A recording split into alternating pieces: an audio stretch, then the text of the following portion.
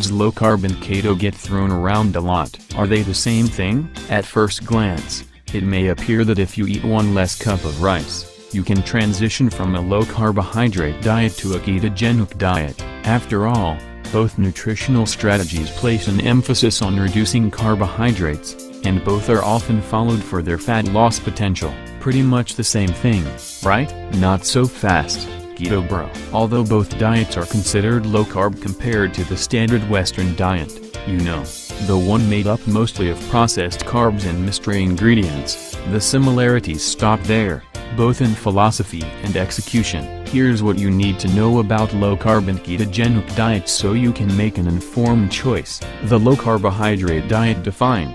A low-carbohydrate diet is a pretty vague description in and of itself. After all, low is a relative term, but in the most effective versions of this approach, the priority is being more selective about your carbs and where they come from. In many cases, you can still eat fruit, vegetables, and beans, while eliminating or cutting back on grains, baked goods, and processed sugars. This shift from carb-dense sources to low-density ones naturally reduces the daily amount of carbs you take in. However, a low-carbohydrate diet lacks specific classifications of what low means, and often neglects protein and fat recommendations. Technically, if you are used to eating 300 grams of carbohydrates per day, and drop to 200 per day, you are following a lower carbohydrate diet. If you don't replace those lost calories, you'll probably lose some weight, but it may have been the lower calories that caused it, not the lower carbs. Conversely, if you replace those missing calories with either more fat or more protein,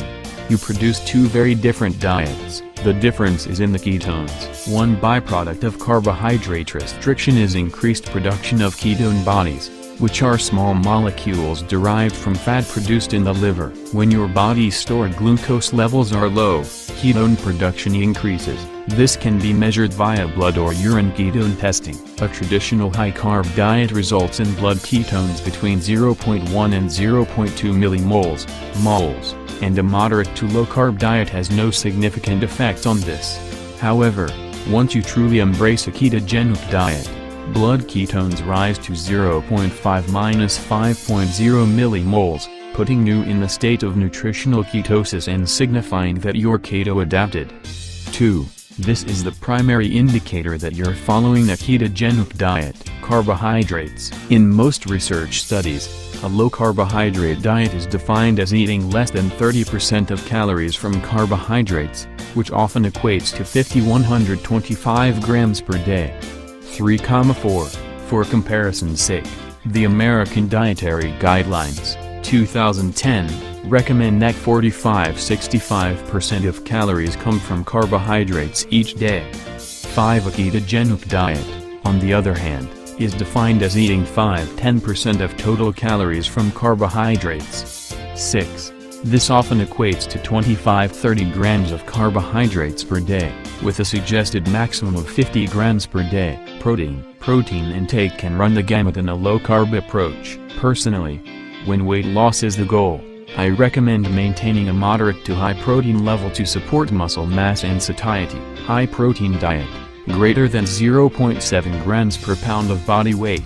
Moderate protein diet, 0.36 to 0.69 grams per pound of body weight. Low protein diet, less than 0.36 grams per pound of body weight. Fats. A well-designed low-carbohydrate diet should still have a moderate amount of fat. You have to fill your calories somehow, right? Far too many physique competitors have discovered the hard way that going low-fat and low-carb leads to poor recovery and feeling awful most of the time. That said, provided you're getting the minimum, your fat level isn't as crucial in a low-carb approach, since your body is still running off of carbohydrates as its primary fuel source.